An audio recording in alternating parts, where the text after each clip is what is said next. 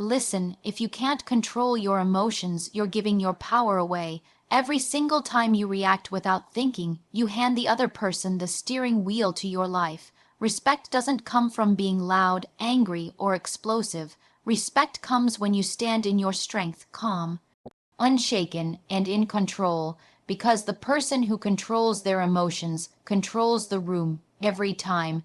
When you understand that controlling your emotions is not just about staying calm, but about keeping your power, everything shifts. Most people go through life reacting. Someone says something offensive, and immediately they fire back. Someone disrespects them, and they let anger take over. In those moments, they think they're standing up for themselves, but what they're really doing is handing control of their behavior to the other person. The truth is, whoever can push your buttons owns you. That might sound harsh, but it's reality. If I can get you to yell, scream, lose your composure, or make decisions from a place of anger, then I'm the one in control, not you. The ability to master yourself is the first sign of real strength. People confuse emotion with power, but raw, uncontrolled emotion is weakness. Think about it. If someone can walk into a room and with just a few words get you to explode, what does that say about you? It shows you're predictable, you're reactive, and you're not truly in command of yourself. Respect comes from the opposite. Respect comes when you can be provoked and yet remain steady. Respect comes when you don't take the bait. That's when people look at you and think, this person can't be shaken. This person is strong. That's how you earn authority, not by being louder or angrier, but by being composed under pressure. The world is full of triggers. You will face criticism, rejection, betrayal, disrespect. These things are guaranteed. If your emotional state rises and falls with every challenge, you'll never be steady enough to make good decisions, build trust, or lead. But when you choose to control your emotions, you place yourself above the chaos. You become the calm in the storm, and people gravitate toward that. Why? Because most people can't do it. Most people are stuck in cycles of reaction. When you rise above that, you set yourself apart immediately. There's also a practical advantage. When your emotions are in check, your mind is sharper. Anger clouds judgment. Fear paralyzes action. Anxiety makes you doubt yourself. But composure gives you clarity, and clarity is where power comes from. In any negotiation, in any conflict, the person who stays calm has the upper hand. They're the one who sees the bigger picture. They're the one who notices details others miss. They're the one who doesn't burn bridges in the heat of the moment. That's why emotional control isn't just about how you feel, it's about how effective you are. But here's the key. Controlling your emotions doesn't mean you suppress them. It doesn't mean you don't feel anger, sadness, or frustration. It means you don't let those emotions control you. You acknowledge them, you understand them, but you choose your response. That choice is where the power lies. It's the difference between acting and reacting. Anyone can react, that's easy, but choosing your response, that's strength, that's discipline, that's where true respect comes from. Respect is one of those things that people often chase in the wrong way.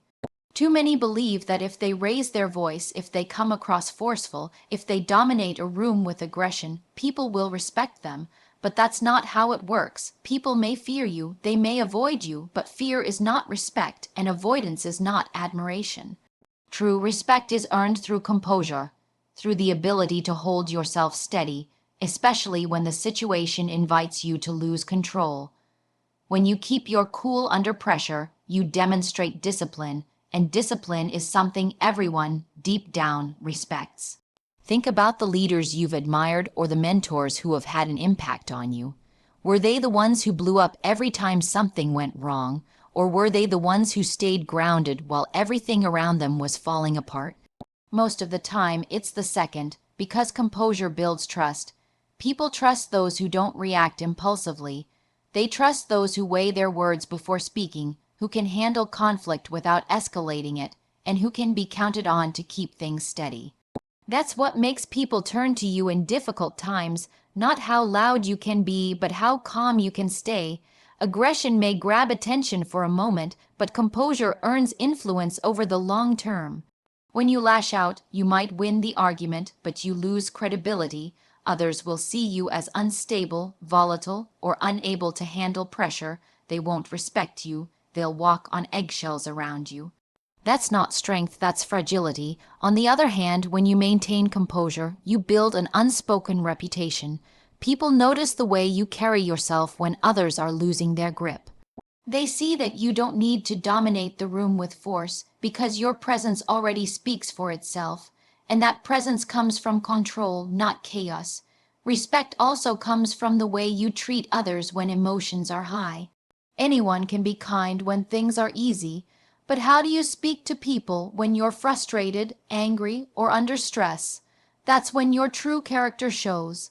If you can remain composed enough to communicate with respect, even when you don't feel like it, you show strength that others can't ignore.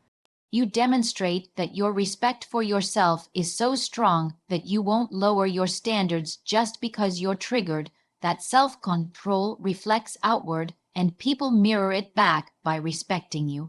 Composure doesn't mean you're passive. It doesn't mean you don't take a stand or that you let others walk over you.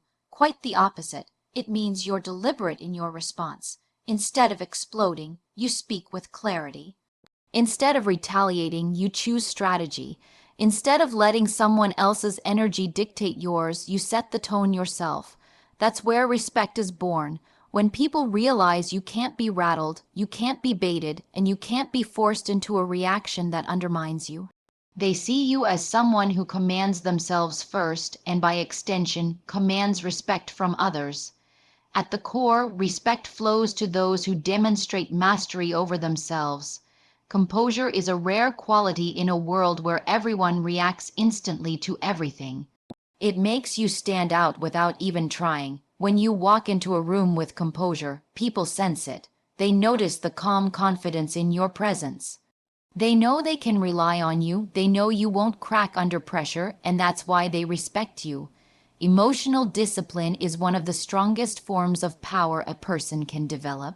Power isn't about being the loudest in the room, it isn't about showing anger, and it certainly isn't about trying to dominate others through force or intimidation.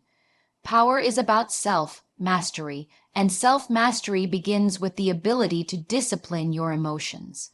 When you discipline yourself emotionally, you show the world that you cannot be manipulated or controlled by anyone else.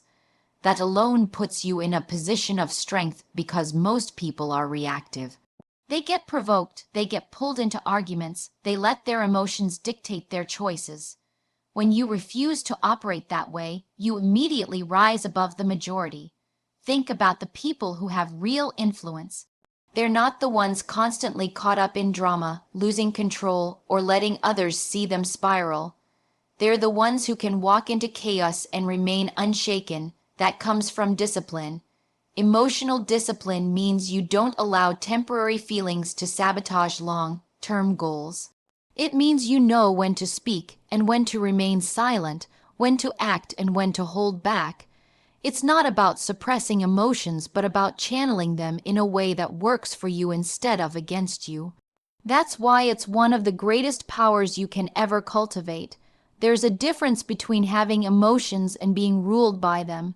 Everyone has anger, frustration, fear, sadness, but discipline is what separates you from being at their mercy. If someone insults you and you lash out, they own you. If you feel insecure and let that insecurity stop you from making a move, then your emotions own you. Power comes from flipping that dynamic. With discipline, you acknowledge what you feel, but you don't hand over control. You make decisions from clarity, not chaos. That ability makes you more dangerous in the best way because people can't predict or control you through emotional triggers. Discipline also shows up in the way you handle setbacks. Life will test you, people will betray you, disappoint you, or push you. Without emotional discipline, those moments can derail you. You'll waste energy reacting, getting consumed by anger or hurt, and you'll lose sight of your bigger mission.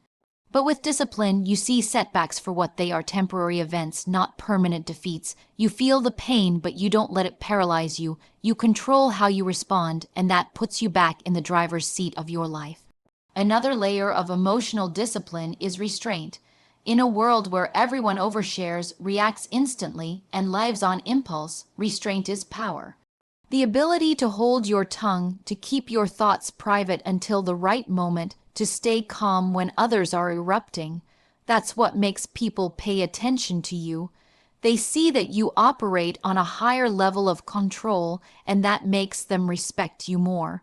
People trust those who demonstrate consistency, and consistency is impossible without discipline.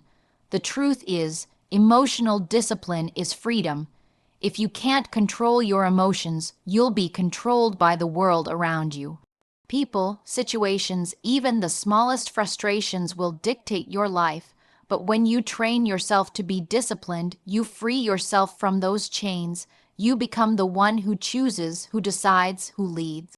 That's why emotional discipline is more than just a skill, it's power. People follow calm leaders because calmness represents stability. When things go wrong, when stress is high, when pressure is mounting, people naturally look for someone who doesn't crumble. The person who can stay grounded in the middle of chaos becomes the anchor everyone else depends on.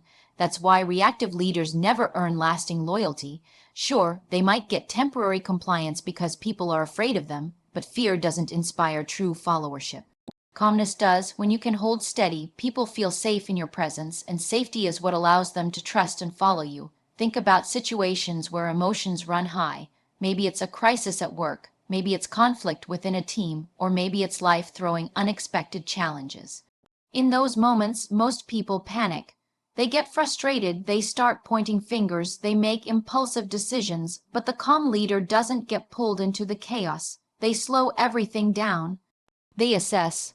They make decisions with clarity instead of panic. And because of that, people lean on them. Calmness sends a signal: I'm in control, I've got this, and you can rely on me.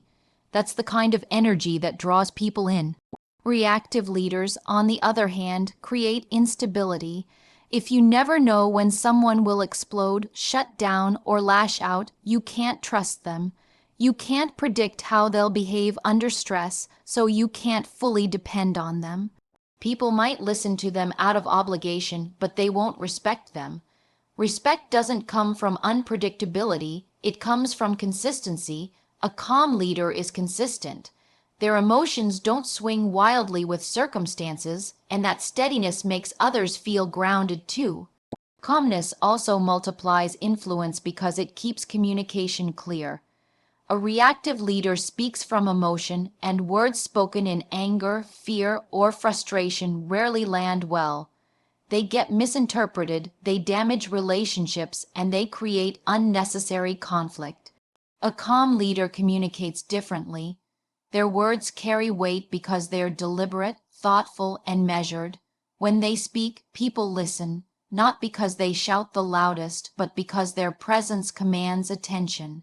Calmness gives you that authority. Another reason people follow calm leaders is because calmness creates space for others to perform. A reactive leader makes everyone walk on eggshells. People are afraid to take risks or share ideas because they don't want to trigger an outburst. That shuts down creativity and initiative. But under a calm leader, people feel secure enough to contribute. They know mistakes won't be met with explosions, but with problem solving. They know their voices will be heard, not dismissed in a storm of emotion. That environment builds loyalty, respect, and collaboration. Calmness is also contagious. When a leader stays composed, it sets the tone for everyone else. Anxiety lowers, tension decreases. People mirror the leader's energy, and the entire environment becomes more stable. That's why calm leaders are not just followed but deeply respected. They elevate everyone around them. Their presence alone raises the collective ability to handle challenges. At its core, calmness signals control. It says you're not ruled by emotions, by fear, or by pressure. It shows that you've mastered yourself, and that mastery makes others want to align with you. People follow calm leaders not because they demand it, but because calmness draws people in. It builds trust, it creates stability, and it inspires confidence. In a world where everyone is reactive, calmness is rare, and rare qualities are always respected. The less you react, the more influence you gain. This is one of the most counterintuitive truths about power. Most people think influence comes from making noise, from proving a point, from showing others they can't be pushed around. But in reality, influence comes from restraint. Every time you react impulsively, you lose leverage. You show that your emotions dictate your behavior, and once people see that, they know how to manipulate you. The person who reacts the least, who chooses their moments carefully, always holds the upper hand. That's because silence, composure, and patience create curiosity and command attention in ways overreaction never can. Think about it. When someone insults you and you immediately respond with anger, you've given them what they wanted. They provoked you, and you rewarded their attempt with proof that you can be controlled. But when you don't react, when you remain still, it unsettles people. They can't read you, they can't predict you. That unpredictability makes you more powerful. People respect the ones who are not easily rattled because it signals strength. If nothing can throw you off balance, people begin to understand that you operate from a place of control rather than emotion. Influence is also tied to perception. People watch how you carry yourself. If they see you constantly reacting, snapping, or losing patience, they start to question your stability. But when they see you handle conflict with composure, they begin to trust your judgment. They believe in your ability to make clear decisions, even under pressure, and that trust is influence. It makes others more likely to listen when you finally choose to speak, because they know your words are intentional, not emotional. The less you react, the more weight your actions and words carry. If you respond to everything, your energy is scattered. But if you save your reactions for moments that truly matter, people pay attention. Your silence becomes powerful and your voice becomes impactful. This is why some of the most influential people in history were not the loudest but the calmest. They knew how to hold back, observe, and move with precision. They didn't waste energy reacting to every little thing. Instead, they channeled it into decisive actions that left lasting impact. Another benefit of reacting less is that it gives you time. When you don't rush into an emotional response, you give yourself space to think. That space allows you to see the bigger picture, to strategize, to anticipate outcomes. Influence isn't about winning one argument, it's about playing the long game. The less reactive you are, the more calculated you become, and people naturally respect those who think several steps ahead instead of acting on impulse. There's also an emotional dynamic at play. People are drawn to those who remain calm and collected because it makes them feel secure. If you're always reacting, you create instability, but if you remain steady, others gravitate toward you. They want to be near the person who doesn't get dragged into drama, who doesn't let emotions spiral out of control. That gravitation is influence. It means people choose to look to you for guidance without you demanding it. At its core, reacting less is about valuing your energy. You only have so much to give, and if you spend it reacting to every slight, every trigger, every provocation, you waste it. But when you reserve your reactions for what truly matters, your presence becomes more powerful. People know that if you speak, it's worth listening to. If you act, it's intentional. That makes you influential not by force, but by choice. The less you react, the more others look to you because they recognize strength in your restraint and authority in your composure.